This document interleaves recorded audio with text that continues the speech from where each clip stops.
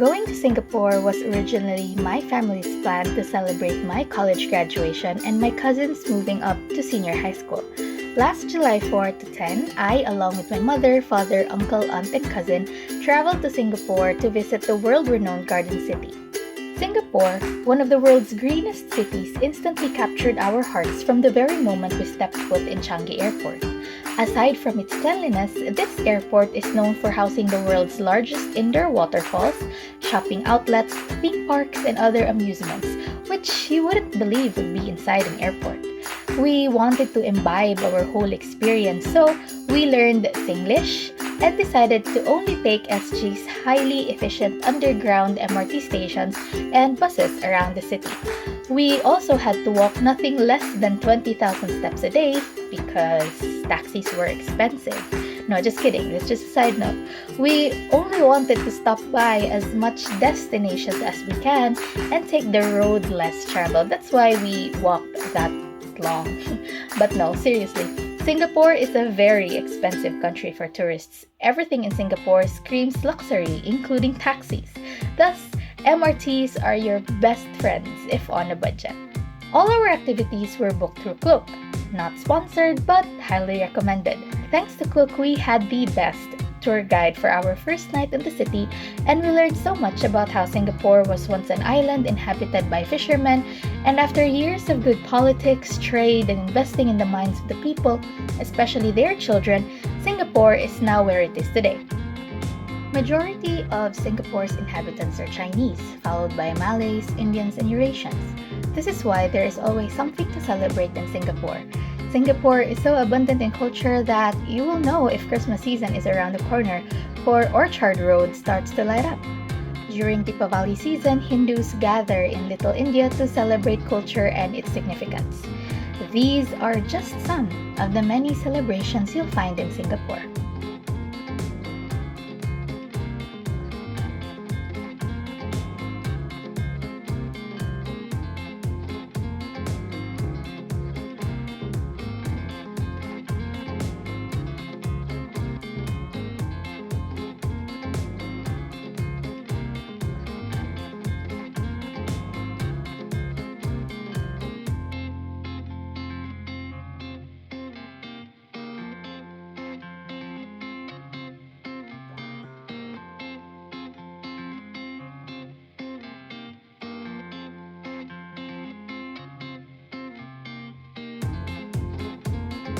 On our second day, we found ourselves again in Suntec City to revisit the Fountain of Wealth. It is a symbolic representation of the oneness of spirit and unity, representing the quality and harmony of all races and religions within Singapore. Fun fact about Suntec City, it is designed in the shape of an open left hand with the 5 towers representing the fingers. This hand is said to be pointing up the sky, trying to grab positive ki from the central business district. You might ask, why left hand and not right hand?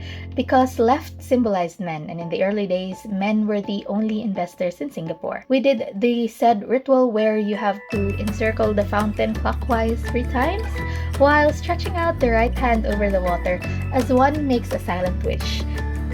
Next on our itinerary for that day was the Gardens by the Bay, which comprised the Floral Fantasy, Flower Dome, and Cloud Forest.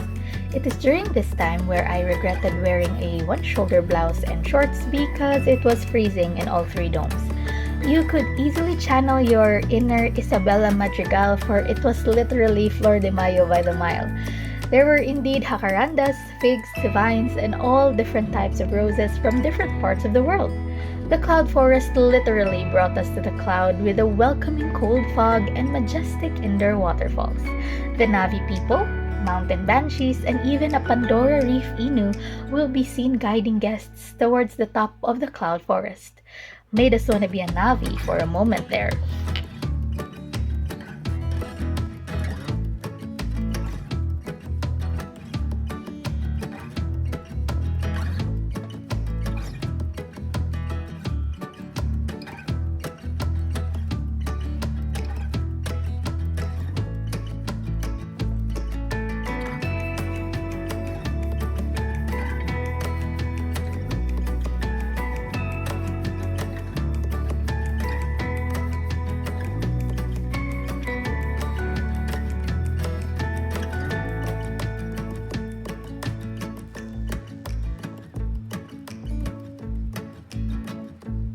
Inside the Art Science Museum, we all regress to being a child, for we had loads of fun experiencing interactive slides, drawing and coloring, and seeing these come to life in a huge screen, and we all just played our hearts out.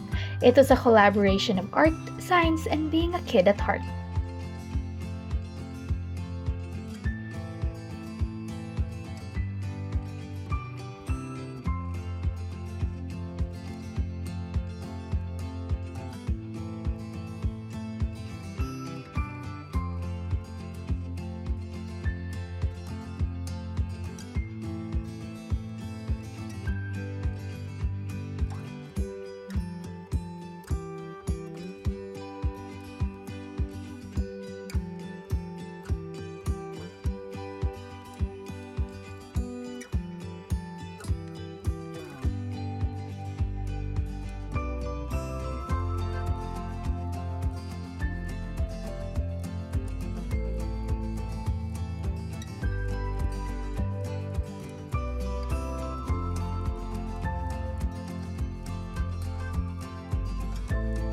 During the ambience change, we went to experience Sneakertopia, and here our dads had fun looking at shoes which were once used by world famous athletes.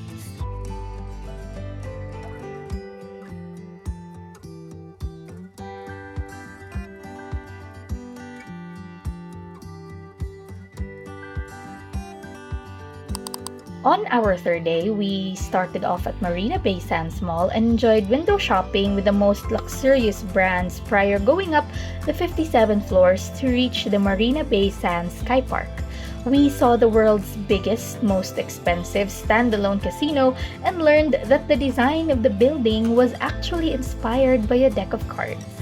Climbing up, I knew that I was so thrilled to be here because for years now, Crazy Rich Asians has been my comfort movie, and yet here we were as crazy, not so rich Asians, just crazy Asians, enjoying the view of Singapore from 57 floors up.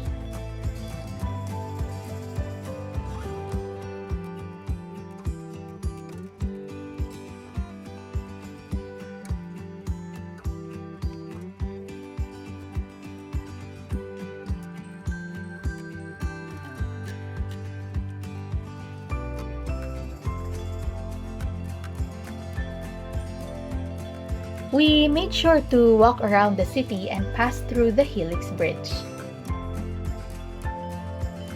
As we arrived at the time capsule, the entry point of Singapore Flyer, we were then greeted by a cute red robot named R65.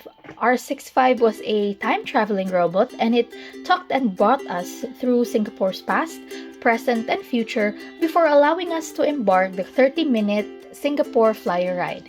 Each Singapore Flyer capsule is about the size of a bus, and there were 28 capsules.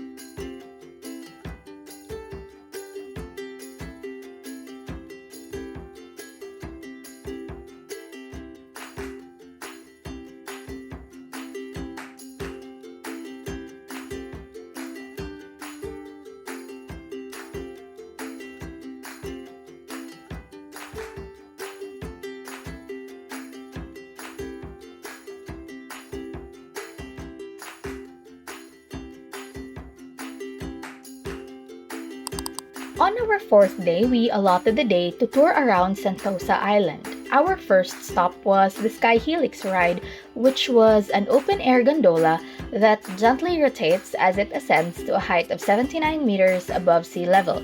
It showcased a 360-degree view from Sentosa to the Keppel Bay area and the Southern Islands. Then we went to Madame Tussauds, which was a walking distance from Sky Helix. There we met hundreds of stars from Bollywood to Hollywood. Inside Madame Tussauds, we experienced the ultimate film star experience, rode the Spirit of Singapore boat ride, and most importantly, we got to experience the Marvel 4D universe.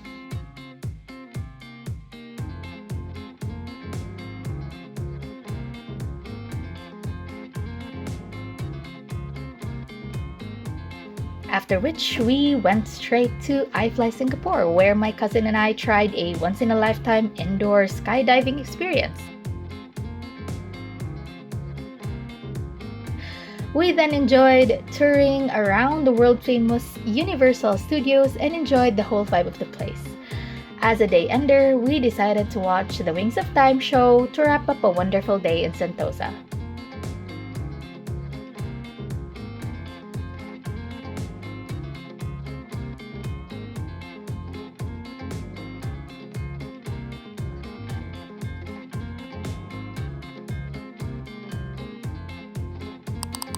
For our last full day in Singapore, we allotted the whole day to buy souvenirs and giveaways for family and friends.